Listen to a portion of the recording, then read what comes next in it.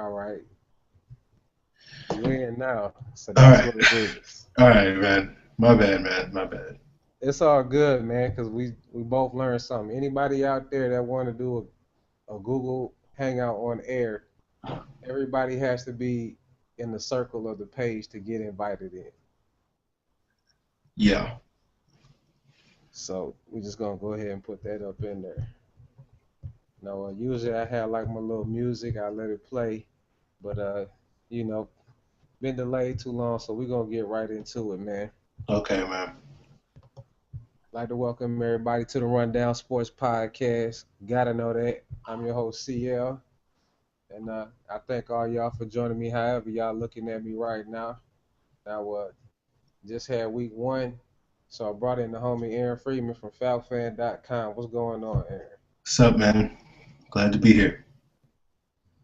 How you enjoy that week one win? Man, I enjoyed it a lot, man, because as you know, the Falcons usually lose to the Saints, and they didn't lose on Sunday. So it was like finally the Falcons were able to beat the Saints, show, that they were a team to be reckoned with and get their season started off right. Now, if y'all would have lost this game and then maybe lost a couple more afterwards, how would you be feeling about Mike Smith's job? I wouldn't be feeling too good about it. Like, he's right now he's kind of on the fence, and this win really kind of keeps us on the good side of the fence as far as his job security goes. But basically every win helps. Every loss is going to hurt his chances of sticking around after this year. So this win definitely, especially against a division rival, especially against a team that they usually lose to, this was a big win for him and the team. Yeah, man. Now you kind of went in and out right there, but I pretty much heard what you were saying though. It's about before Hard Knocks, he wasn't on the list, but he made the list after Hard Knocks as one of the first coaches to be fired with some actual Vegas odds on it. So I thought that was interesting, and I want to see if at any point, maybe if the Vikings look like a tough out, uh, I don't know about the Buccaneers now. I don't really have no hope for them, but just anything can happen. I don't, I'm gonna be honest. I'm a Saints fan, so I don't really care too much what they do. But you know, I'm a little worried about the direction under Mike Smith. Let's just put it like that. No, you got right to be worried. I don't think he'll be fired in the middle of the season, but it's certainly something where his job is going to have to be reevaluated at the end of the year. All right, man. Well, I don't want to beat up on Mike Smith too much right now. Now, first, your website, falcfan.com. This is the first time you coming on the Rundown Sports. Why don't you give me a little background about it, and then you tell me what you do over there, and give me, I don't know, just a few takeaways from that game.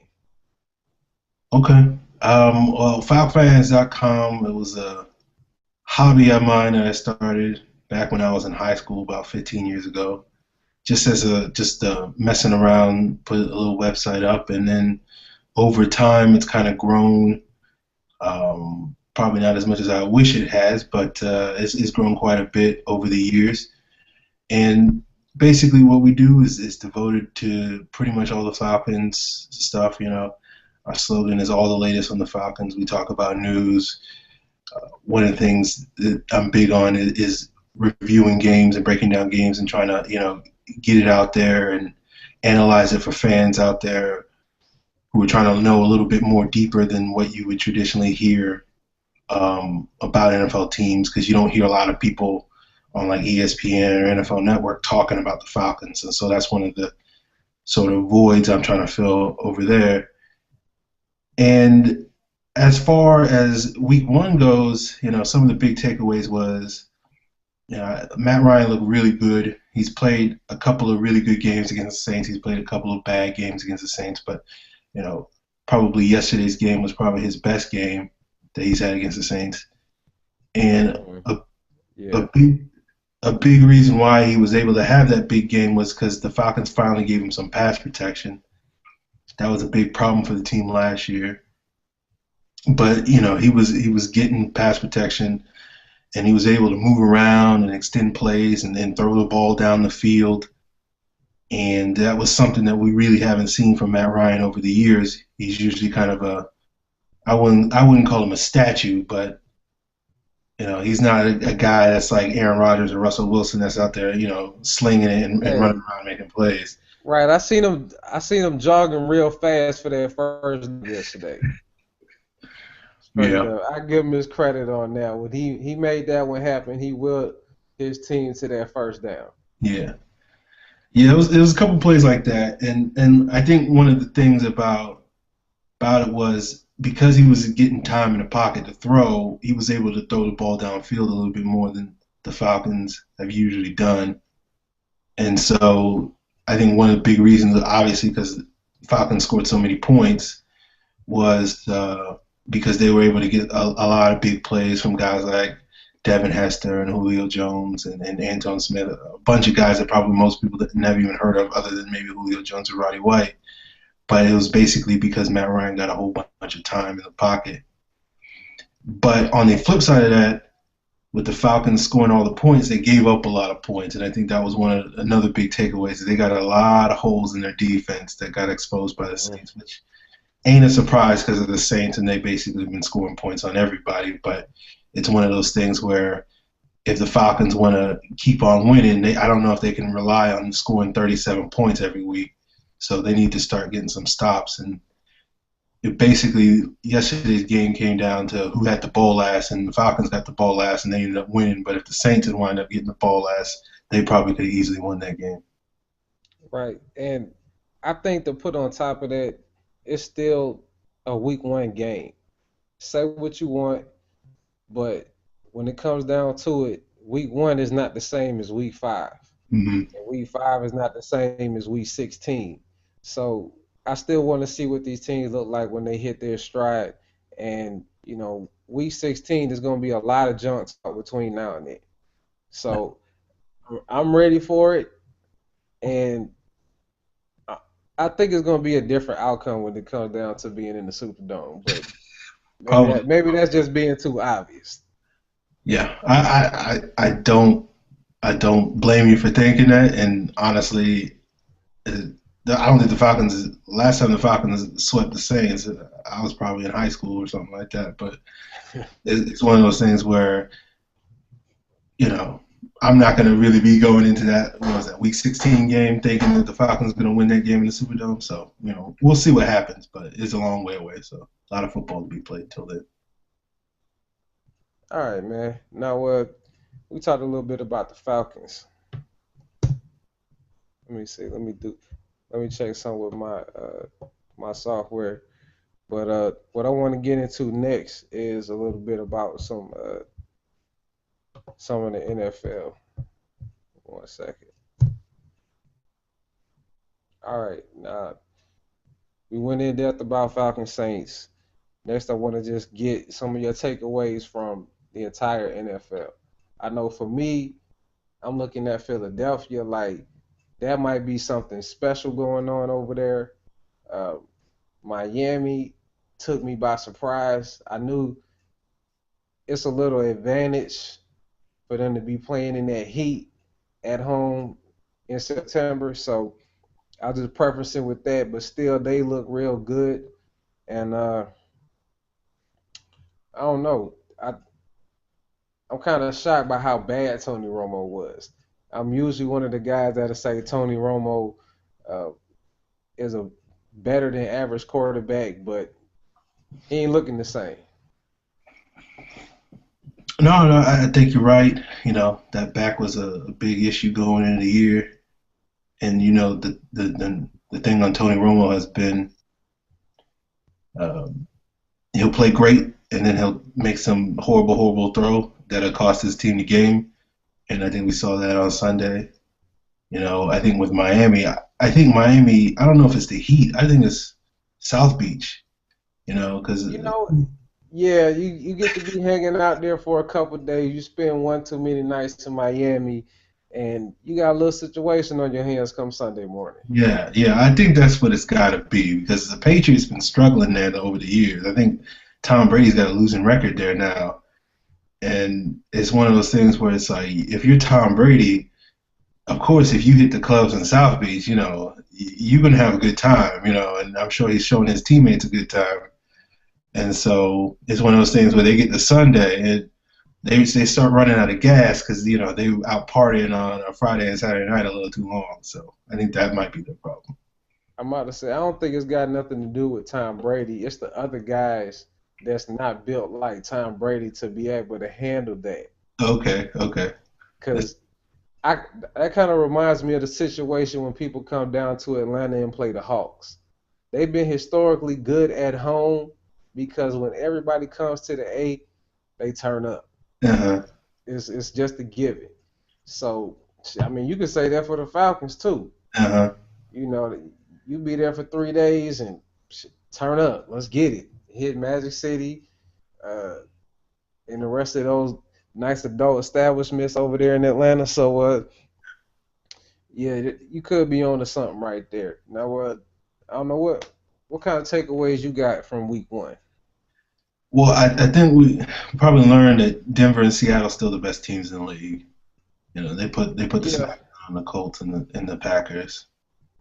I'm a big believer on Seattle and with Percy Harvin, aka Lamborghini Percy. Yeah, yeah. And the 49ers, I know people were kind of down on the 49ers because they didn't have a great offseason. People were getting suspended, people were getting arrested, people talking about the coach is going to leave. And Hmm. then, they basically just whooped up on the Cowboys with no problem, really. So it seems like most of the good teams from last year are still good. The Patriots probably slipped up this one week against Miami. Right. Um, but, I don't think there was, you know, a couple of teams probably caught us a little off guard. I didn't think the Bills were going to beat the Bears or anything like that. But Yeah, that for the caught me most off part, guard. the good teams were good and the bad teams were bad. So that's my big takeaway from week one. Yeah, now what do you think about Jacksonville just getting up 17 on Philadelphia in the first place?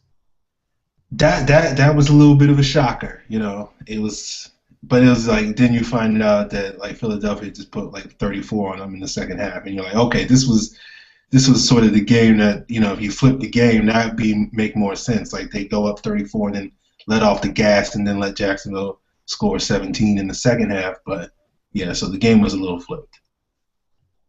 Now, that like I said earlier, that kind of brings me to a point where I think Philadelphia almost be able to score at will at some times during the season. Hmm. And that's kind of scary to me. And if you can, hold some of these high powered teams like a Green Bay, which I'm about to say they're gonna have to play them this year because they both won the division. Uh, that would tell me they might be willing to take a step forward this year and maybe even be in the Super Bowl. But I'm still riding with my Saints with that pick. But they're the scariest team for me. Yeah, yeah, I think I agree. They got an offense. The Saints been known for their offense over the years, being able to score on anybody, and it looks like Philadelphia might be joining that club. You know, first half of that Jaguars game was standing, but it's like one of those things where they can be a scary team with all the weapons they got. Okay, man. Now, just to wrap it up, I know not too long ago I just got the news. Uh, Ray Rice from the TMZ video getting leaked uh, went from being released by the Ravens under a 2-game suspension to being suspended indefinitely. Um, Kind of like caught me off guard. For one, I thought that was going to be the end of it, but it seems like TMZ is right on time. Day after the NFL kicks off on a Sunday, drops the Ray Rice video conveniently, and besides me kind of being taken off guard by it, it kind of brings up a point that I've been writing about myself and just how things change uh, with things like TMZ everybody with a camera phone trying to catch that priceless moment because you don't know what that's worth in that once in a lifetime situation. And I think it's kind of sad for society for us to even be at this point. But I mean, it is what it is. He did what he did, but I still think it says something bigger about society. Okay. Okay. Yeah, I guess my thing about it was like TMZ dropped a video today, and I think the video kind of just showed what we all thought had happened. We just now got to see it, and I guess the issue I had was now you had the NFL, they suspended him indefinitely, and then the Ravens cut him, and they're basically, saying, "Oh, we didn't see the video until TMZ dropped it." And I guess my thing is like, how did you not see the video? That right, Like, what you just, it's one of those things where it's like, what have y'all been doing for the last 6 months? Like, you didn't try to see the video. Like, you knew it. Everybody knew it existed. Like, exactly. we all kind of assumed that that's what we saw on the video was what happened. And so then they like suspended him, and then the Ravens didn't cut him because they were basically trying to say, well, what you think happened didn't really happen. And it was like, no, it kind of did. Like, why y'all making the move now? Because basically TMZ blew up your spot. I think that's Right. the bigger thing. Kind of just caught them off guard on a Monday when they were nice and uh, celebratory of a mood. Kind of just saying, "Hey, y'all think y'all slick, but we got y'all." Yeah, And I don't. I guess that gets them more revenue because advertisers are going to want to be involved. But I mean, it's to the point where like it was what it was. So if we go and backtrack, like Roger Goodell said that he wasn't going to, he said he wasn't going to be retroactive, and now the video comes out and you getting retroactive. So I don't know what this means as far as checks and balances, but it shows that Roger Goodell really has a lot of power, and I mean even TMZ got a lot of power. That's one NFL player release and one NBA owner taking of his team via TMZ. yeah, yeah. You're right, man. TMZ might be the most powerful thing in the country, man. Like if they caught like Obama doing something, it'll be over, man. It'll be a wrap. For real. Like everybody worried about Illuminati, you need to be worried about TMZ. Yeah, yeah. But hey man, we're gonna go ahead and wrap this one up. Aaron, why don't you tell the people where they can find you again and anything you got going up? I know you got a podcast, so why don't go ahead and tell the folks about that. Yeah, people can find my stuff on falcfans.com. You can find me on Twitter. I'm at falcfans. I tweet a lot, especially on game days. Got a podcast called the Falcons Fans Podcast. You can find that on iTunes. You can find that on falcfans.com. And download, listen. If you want to learn about the Falcons, listen. If you want to learn about football a little bit and apply it, if you hate the Falcons and you apply it to your team, then listen, read, that type of stuff. So just give me the clicks, give me the views, give me all the Yeah, hits. man. I hear that, man. Yeah, you get a little more in depth than I do.